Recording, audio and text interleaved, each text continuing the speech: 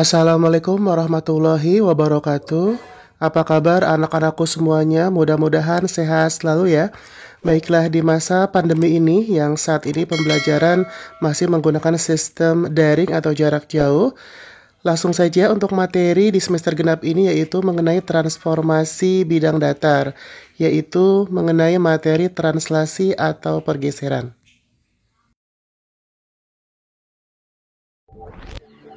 Baik, untuk semester genap di kelas 11 ini materi yang pertama yaitu mengenai transformasi bangun datar. Pada bahasan ini kita akan mempelajari beberapa jenis transformasi bangun datar. Di antaranya yaitu translasi atau pergeseran, refleksi atau pencerminan, rotasi perputaran, dan dilatasi. Mentransformasi suatu bangun datar dilakukan dengan mentransformasi titik-titik pada bidang tersebut. Agar dapat mencari luas dan keliling bangun datar pada koordinat kartesius, kita perlu mengetahui tentang jarak antara dua titik untuk mencari panjang sisi, tinggi jari-jari ataupun diameter dari bangun datar tersebut. Baiklah, langsung saja pokok bahasan yang pertama pada bahasan transformasi bangun datar yaitu translasi atau pergeseran.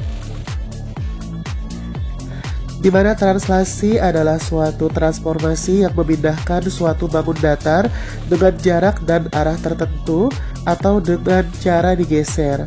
Hasilnya berupa bangun datar yang sama dengan ukuran tetap. Dan adapun sifat-sifat translasi itu sendiri adalah yang pertama, tidak mengubah bentuk dan ukuran. Kemudian yang kedua, mengubah kedudukan dari titik, garis, ataupun bidang. Contohnya adalah pada gambar berikut ini. Misalnya ini ada sebuah segitiga PQR yang akan ditranslasi atau digeser menjadi sebuah segitiga P aksen, Q aksen, R aksen dengan mentranslasi atau menggeser tiap-tiap titik sudutnya. Jadi di sini tidak merubah bentuk dan ukuran. Yang berubah adalah kedudukannya saja. Di mana hasil translasi dari titik P dengan koordinat X, Y oleh translasi T sebesar P, Q adalah sebagai berikut. Bisa kita tuliskan dengan P dalam kurung X, Y, kemudian tanda panah ditranslasikan dengan T sebesar P dan Q, menghasilkan bayangannya yaitu titik P aksen sebesar dalam kurung X plus P, Y plus Q. Jadi P aksen itu adalah bayangan titik P-nya ya. Besarnya yaitu X plus P, Y plus Q.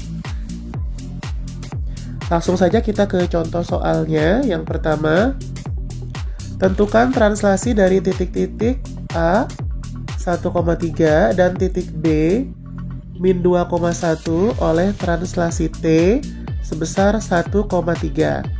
Sekali lagi, tentukan translasi dari titik A 1,3 dan titik B min 2,1 oleh translasi T sebesar 1,3.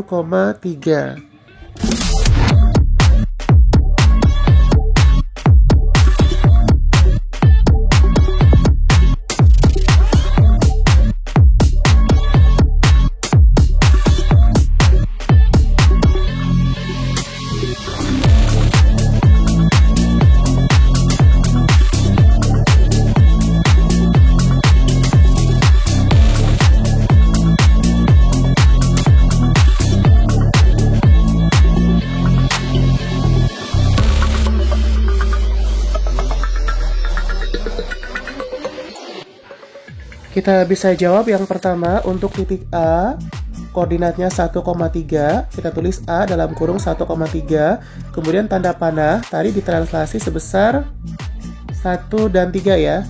Oke, tulis T dalam kurung 1 dan 3, menghasilkan bayangan titik A-nya kita tulis A aksen dalam kurung, langsung kita jumlahkan ya. X ditambah P, X-nya kan 1 ya, ditambah P-nya 1, jadi 1 tambah 1, 2.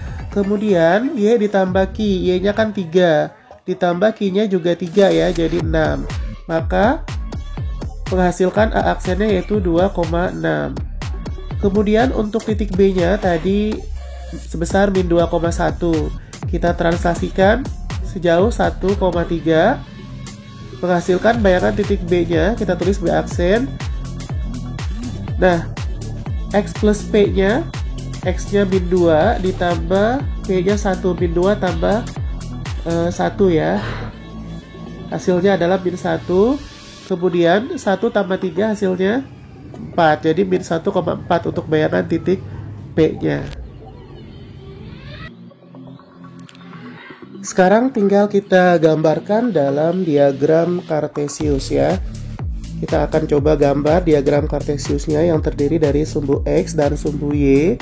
Kemudian setelah itu kita gambar lagi titik A dan titik B-nya. Titik A sebelum digeser atau ditranslasikan yaitu sebesar atau dengan koordinat 1,3. Kemudian titik B-nya min 2,1. Nah, kita coba akan gambar titik A dan titik B-nya, koordinatnya ya.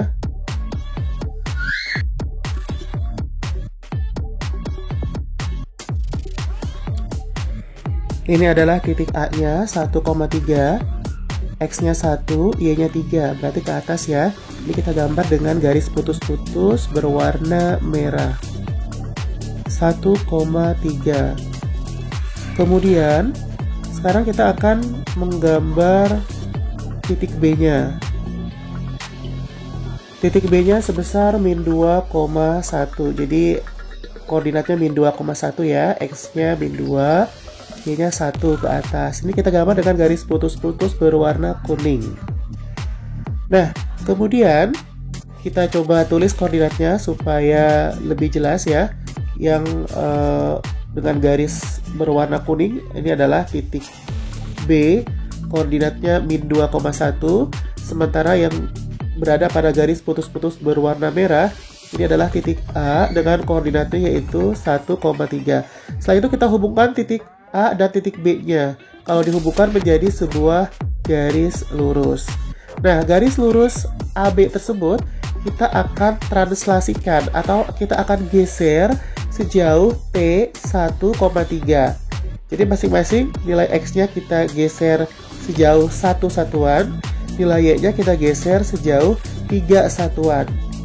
Maka akan menghasilkan titik A aksennya atau bayangan titik A-nya tadi sebesar 2,6 ya. Kita tuliskan X-nya 2, Y-nya 6. Nah, ini kita gambar dengan garis putus-putus berwarna biru ya. 2,6. Ini adalah bayangan titik A-nya.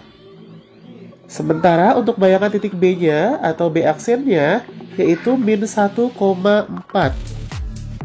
Min 1,4. Jadi koordinatnya min 1,4, X-nya min 1, kemudian Y-nya 4. Ini kita gambarkan dengan garis putus-putus berwarna ungu ya. Koordinatnya min 1,4. Kemudian setelah itu kita akan hubungkan titik A aksen dengan B aksen dengan garis berwarna kuning. Nah, ini adalah garis lurus ya. A aksen, B aksen adalah bayangan dari garis AB. Jadi garis AB kalau ditranslasikan sebesar atau sejauh 1,3 menghasilkan garis A aksen, B aksen, di mana A aksennya 2,6 dan B aksennya min 1,4. Ya, sampai di sini sudah cukup jelas ya mengenai translasi atau pergeseran. Jadi kesimpulannya adalah untuk translasi atau pergeseran, dia tidak merubah ukuran maupun bentuk. Yang berubah adalah posisi atau kedudukannya saja. Baik, untuk materi hari ini cukup sampai di sini. Setelah ini kita akan ada latihan soal mengenai translasi.